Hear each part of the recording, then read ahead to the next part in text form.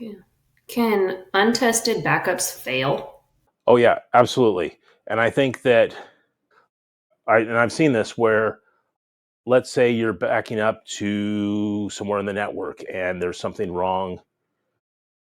And I've seen it happen with endpoint protection, where the endpoint protection is actually scanning all of the IO and making changes to things. And I've seen it where backups have been corrupted because of that.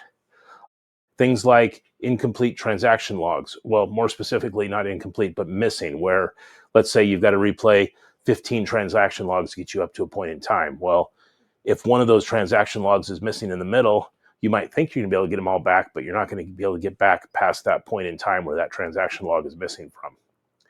Or bad backup settings. Like I saw one, gosh, these poor people, they thought they had all their backups configured correctly, but all they had actually configured was the backup system databases.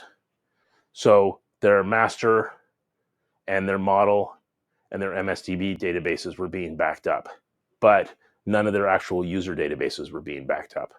They checked on the SQL Server agent. They saw it was being backed up all the time or regularly, but they did not actually have any backups of their own data. Yeah, untested backups can be a big issue.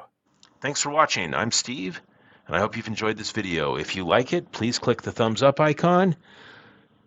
And if you want to subscribe, click subscribe to our channel and click the bell icon to get notified when we have new videos. All right, have a great day.